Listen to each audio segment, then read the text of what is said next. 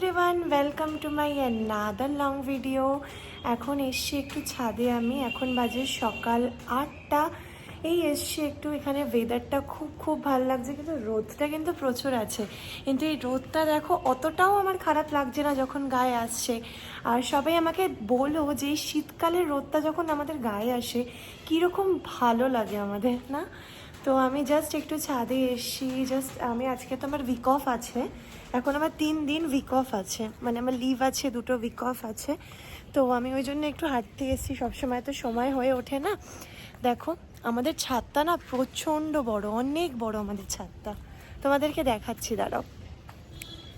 আর সবাই আমাকে কমেন্ট সেকশনে কিন্তু জানিও যে দিওয়ালিতে তোমরা কীভাবে সেলিব্রেট করছো। জানো তো অনেকের বাড়িতে দিওয়ালিতে লক্ষ্মী পুজোও হয়, লক্ষ্মী গণেশের পুজো হয়, তো কারা কারা সেলিব্রেট করো সেটাও বলো। আর আমার যে মামার বাড়িতে কালী পুজো হয় সেখানে তো যাব, খুব মজা হবে। আর এই 1 ইয়ার পরে, মোটামুটি 6 মাস 1 বছর পরে না, আমাদের ভাই বোনদের সাথে এত ভালো আমরা মজা করি। মানে আমি এই দিনটার জন্য, মানে আজ থেকে না, অনেক ছোটোবেলা থেকে মানে সবসময় ওয়েট করে থাকতাম যে কবে কালী পুজো আসবে আর সব ভাই বোনরা আমরা একসাথে হব।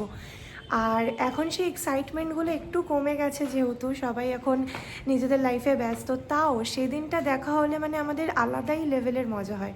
আর জানো তো ছোটোবেলায় যখন আমি ছোট ছিলাম, আর এই সময়টাই আমাদের এক্সামের সময় থাকতো, আর আমার মা তো অল টাইম আমাকে বই নিয়ে বস করিয়েই রাখতো, কি না তোকে পড়তে হবে, তুই এতটা পড়লে তাহলে তোকে এই সময় মামার বাড়ি নিয়ে যাব। এখন সেই দিনগুলো মনে হয় যে কত তাড়াতাড়ি মানে দিনগুলো চলে যায় না আস্তে আস্তে। তো চলো দেখা যাক, তোমাদেরকে দেখাই।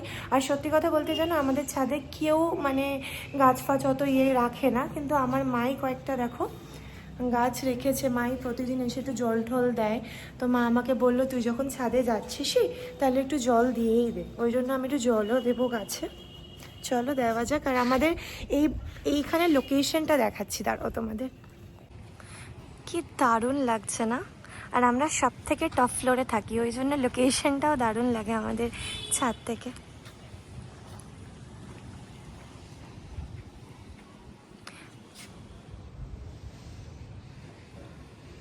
আর ওইখানে যে দেখছো, এটা না একটু ব্লার হয়ে যাচ্ছে, ওইখানে যে দেখছো ওখানে হচ্ছে আমার শ্বশুর বাড়ি, বুঝতে পেরেছো? মানে ওই জায়গাটাতেই এক্স্যাক্ট আমার শ্বশুর বাড়ির এলাকাটা।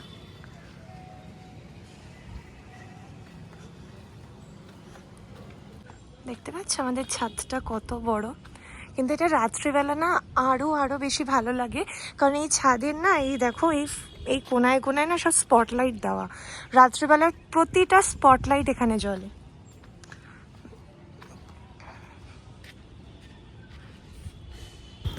এবারে দেখতেই পারছো এখন আমি না একটু ওয়াক করছিলাম, ওই মোটামুটি 50 রাউন্ডস দিয়েছি, তাতেই আমি কাহিল হয়ে গেছি। সত্যি কথা বলতে জানো তো আমার প্রচণ্ড ওয়েট গেন হয়ে গেছে, যতদিন আমি ওয়ার্ক ফ্রম হোম করছি না আরও বেশি আমার ওয়েট গেন হয়ে গেছে। তো একটু ভাবলাম যে ওয়েট লস করাই যায়, হয় না আমার দ্বারা, একদমই হয় না। তারপরে চলে এসেছি, দেখো ওই কল থেকে জল ভরে এনে সমস্ত গাছে আমি এরকম জল দিয়ে দিচ্ছি। সবাই না প্লিজ আমাকে কমেন্ট সেকশনে বলো যে গাছের পরিচর্যা কীরকম করতে হয়। আমার সেরকম একটা আমার হিউজ আইডিয়া নেই, কারণ আমি টুকটাক মানে আমার মাই ছাদে রাখে বলে আমি করছি, কিন্তু আমার এরকম প্ল্যান্টিং করার না সত্যি খুব ইচ্ছা আছে। আর যখন এরকম ফুল দেয় গাছে তখন তো আরও বেশি ভালো লাগে। দেখো কতগুলো টগর ফুল হয়েছে, আর কালকে জানো তো আমার মা যায়নি বলে নিচে অনেক ফুল পড়ে গেছিলো। এটা দেখো জবা ফুল হয়েছে, সমস্ত জবা ফুল তুলে আনলাম দেখো আমি মাকে পুজো দেবো বলে। আমি এখন ঘরে চলে এসেছি, এসে দেখছি এখন রান্না বান্না সব প্রিপেয়ার হচ্ছে। এই দেখো দিদিকে কি রান্না করছে। কি রান্না করছো? রুটি শিখছি, ভাত বসিয়েছি। আচ্ছা, এই ছোলার ডাল করলাম। খুব ভালো টেস্টি রান্না করে, কিন্তু মানে এক্সপেকটেশনের বাইরে। মানে আমি না সবার হাতে রান্না অত পছন্দ করি না সত্যি কথা বলতে, যে আগে তো মাই রান্না করতো, এখন সত্যি এর আগে যারা ছিল সবাইকে সরিয়ে দিয়েছে যে না আমি খাবো না, কিন্তু সত্যি একদম মায়ের মতো রান্না করে। দেখো তোমাদের দেখাচ্ছি কি রান্না হয়েছে। রুটি আর কি করেছো? রুটি, ছোলার ডাল, তারপর ভাত হচ্ছে। ভাত হচ্ছে দেখো, পমফ্রেট মাছ হবে।